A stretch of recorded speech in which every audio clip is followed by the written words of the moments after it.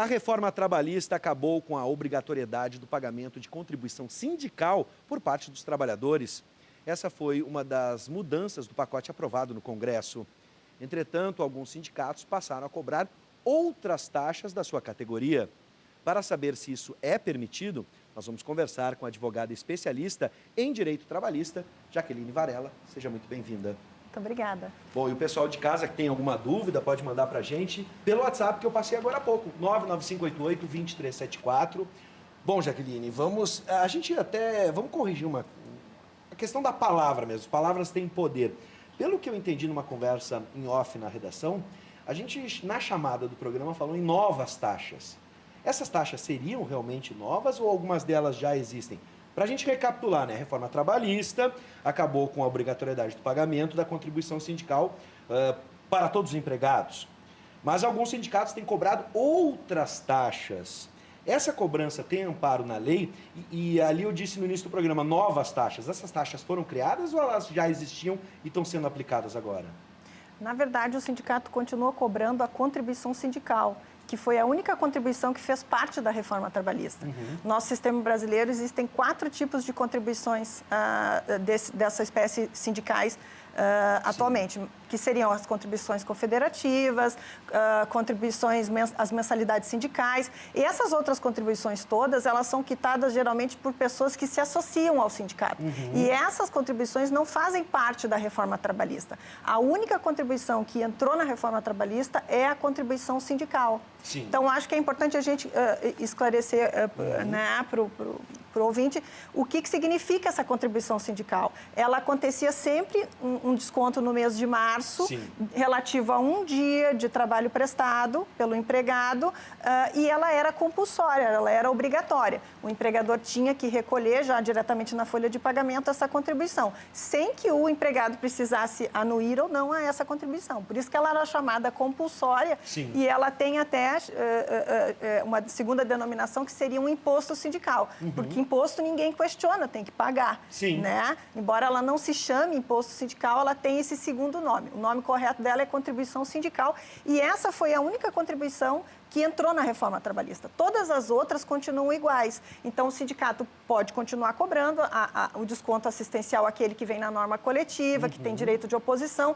e as outras contribuições. O que a gente discute hoje e que tem sido um motivo aí de várias reportagens e polêmicas é a contribuição sindical. Aquela de março, aquela que era compulsória e que era obrigatória. Essa de março não tinha como escapar naquela Não época? tinha. Nem mandando uma carta, solicitando, dizendo que não queria contribuir? Não tinha. Ela era compulsória e obrigatória. As que têm direito de oposição são as contribuições assistenciais, as mensalidades, as taxas, enfim, para aqueles que não são associados. Aí tem direito de oposição. Sim. Mas então, voltando, a contribuição sindical agora, o que mudou com a reforma trabalhista? Ela deixou de ser compulsória e obrigatória e passou a ser facultativa. Então, para que haja um desconto, ocorre agora o contrário.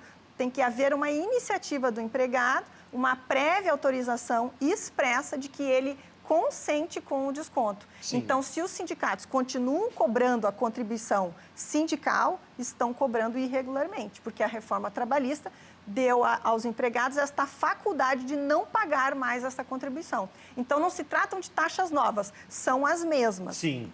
É Tá? isso que a gente precisava corrigir. São. Depois ali eu fiquei pensando, abri o programa assim, mas depois fiquei pensando. Ou seja, elas já existiam e elas passam a ser cobradas ou não. Agora, o detalhe é isso. Hoje, para eu contribuir para o sindicato, então eu tenho que manifestar isso. Exatamente. Manifestar esse desejo. Manifestar prévia e expressamente. Perfeito. A esse desconto que vai acontecer no mês de março. E essa manifestação é junto ao empregador ou é diretamente ao sindicato? A gente deve se O manifestar? empregador vai colher, ele deve colher as informações junto aos seus empregados, de quem vai querer anuir ou não ao desconto, e aí ele deve providenciar uma declaração formal, né, contendo o nome, CPF desse funcionário, para que depois possa ser identificado que realmente aquele funcionário teve a intenção de anuir com desconto. Eu tenho aqui um caso, né, o Sindicato dos Farmacêuticos de Goiás deu prazo para os profissionais pagarem a contribuição sindical de 2018. A diretoria defendeu que a cobrança aprovada em assembleia, isso foi uma cobrança aprovada em assembleia. Mesmo decidindo a cobrança por assembleia, sem total adesão da categoria, a cobrança ainda é ilegal, mesmo que tenha sido feito em assembleia, mas obviamente não estavam todos ali da categoria para afirmar. ela continua sendo legal nessas assembleias que existem? Sim, eu particularmente entendo que sim, e acho que a maioria dos juristas também. Mas o que acontece? Essa reportagem, ela gerou bastante polêmica porque ela trouxe uma novidade, que é o fato de que o sindicato, então, se movimentou, todos os sindicatos se movimentaram, eles receberam orientações das centrais sindicais para que passassem a convocar essas assembleias extraordinárias para discutir especificamente esse tema da contribuição sindical e, assim, podendo votar, e o voto da maioria, então, traria uma autorização de um retorno de uma contribuição que seria, na verdade, compulsória. Então, o que ficou no ar e a novidade toda e a polêmica toda ficou pela seguinte pergunta. Então, quer dizer que os sindicatos agora podem convocar as assembleias extraordinárias para votar e, se a maioria votar a favor, se retoma a contribuição sindical praticamente compulsória? Ou a reforma trabalhista é clara em dizer que essa contribuição só pode ser objeto de desconto se o funcionário der autorização individual? Então, essa é a polêmica que se instaurou. Eu fiquei pensando se a Assembleia está acima da lei, por exemplo. Exatamente. Então, eu acho que isso a gente precisa fazer um estudo dos textos da CLT. Antes, quando a contribuição era obrigatória, os artigos eram muito expressos em colocar palavras como obrigatória, Sim. compulsória. Vindo a reforma trabalhista, a gente observa que essas palavras foram retiradas dos textos dos artigos e foram incluídas palavras como mediante autorização prévia, expressa do trabalhador. Não vem escrito a palavra individual, porém, é óbvio que se entende que é individual, porque senão não faria nenhum sentido.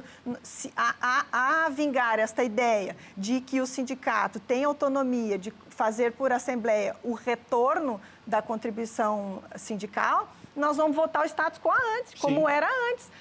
Os assuntos todos já eram decididos mediante assembleia, né? Vencia a maioria, enfim, isso já era como era antes. Então, se a gente teve uma reforma trabalhista, foi justamente para deixar facultativo esse desconto, esse pagamento, e é óbvio, me parece, pela interpretação, Sim. de que tem que ser individual e não pode ser suprido essa vontade individual por uma assembleia, né? Bom, para ter certeza, você aí de casa, né? O que o trabalhador pode fazer? A gente já entendeu que a lei, então, está me assegurando o direito de não contribuir. Se eu quiser, eu vou manifestar esse desejo. Aí eu fico pensando, para o trabalhador ter certeza, tá? Às vezes as pessoas são muito desligadas, alguns não estão ligados diretamente aos seus sindicatos, Sim. não têm as informações e muitas vezes nem chegam para o empregador e questionam essas situações. O que o trabalhador deve hoje fazer, o que tu recomendas? Falar diretamente com o empregador, verificar isso já a partir, já que a contribuição seria já nessa próxima, o período já está muito próximo e recente. De março, né? Em março, né? O que ele pode fazer já de antemão para garantir que ele não pague, que não tenha nenhum tipo de confusão nesse momento, especialmente com o empregador? Sim. O empregado não precisa se preocupar e sair correndo e ir lá no RH da empresa ou no seu empregador dizer, olha, eu não quero contribuir, vim aqui manifestar. Porque justamente o que a reforma fez foi o contrário, foi garantir a inércia dele. Sim. Ele fica lá e a lei garante que o desconto não vai ser feito, a menos que ele manifeste, através de uma iniciativa, de autorizar esse desconto. Só para deixar claro, essa manifestação, se hoje quisesse junto ao meu sindicato, isso mediante um e-mail, uma carta escrita? Sim, pode ser uma correspondência qualquer e geralmente quem encaminha essa vontade do empregado de contribuir é o empregador. Sim. É ele que colhe essas cartas formalizar. e vai formalizar essas declarações através de um documento bem legível, bem hábil, que se faça entender quem é a pessoa e a sua vontade de contribuir. Sim. Né? Mas o empregado não precisa se preocupar e nem sair correndo para fazer nada. Agora, se ele observar que houve o desconto, bom, aí sim ele vai ter que se manifestar, ele vai ter que procurar o seu empregador e dizer, olha, fizeram um desconto, porque às vezes também a gente imagina que os empregadores estão cientes disso Sim. e muitas vezes as empresas também não receberam uma orientação correta. Verdade. Né? Então, os empregadores daqui a pouco continuam fazendo o que estava antes e continuam descontando e não podem. Né? Então, caberá ao empregado procurar o seu empregador e dizer, olha, eu quero a devolução daquele desconto, porque conforme a reforma trabalhista não é mais devido e eu não autorizei. Se ele não obtiver êxito junto ao seu empregador, vai ser necessário que ele procure uma orientação jurídica e até provavelmente busque na Justiça do Trabalho a devolução dessa quantia, se ele não autorizou o desconto. Perfeito, até porque, vamos deixar claro, a gente não está contra nenhum sindicato aqui. Exato. Então, se você acha que seu sindicato faz um bom trabalho, quer contribuir na sua luta, a luta sindical é muito importante no Brasil, a gente tem que deixar isso bem claro. Se você acha que seu sindicato está fazendo um bom trabalho, então você tem direito de se manifestar e fazer a sua contribuição, vamos deixar isso bem claro. Né? Porque senão parece que a gente está dizendo assim, não faça nada, não contribua. Não é esse o objetivo aqui. E nem estamos aqui defendendo que as contribuições não sejam feitas. Exatamente. Ao contrário, eu acho que agora caberá aos sindicatos angariar esses associados de forma meritória, né? Através da sua atividade eficiente. Né? Bom, a gente está falando sobre as empresas, né?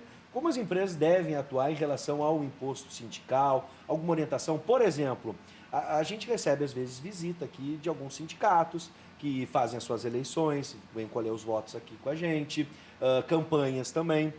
Nessa relação com a empresa, hoje, a empresa também pode mediar para que a gente tenha uma relação de harmonia entre o trabalhador, a empresa e o sindicato. Isso Claro. é positivo? Claro, isso é super positivo e eu acho que a empresa deve, inclusive, se adiantar e consultar os seus funcionários se eles querem ou não facilitar isso para o sindicato também. Se houver uma série de empregados que queiram e assintam com o desconto, a empresa então vai colher, fazer essas declarações, pegando nome, CPF, endereço, e vai encaminhar ao sindicato e já vai, na sua folha de pagamento, fazer esses descontos daqueles que autorizam. Então, é claro, a empresa não pode dificultar esses descontos, ela tem que, na verdade, auxiliar o sindicato e ir até os seus funcionários e colher essas declarações. Manter uma boa relação sempre é bom, né? Exato. A gente tem a participação pelo WhatsApp, 99588-2374.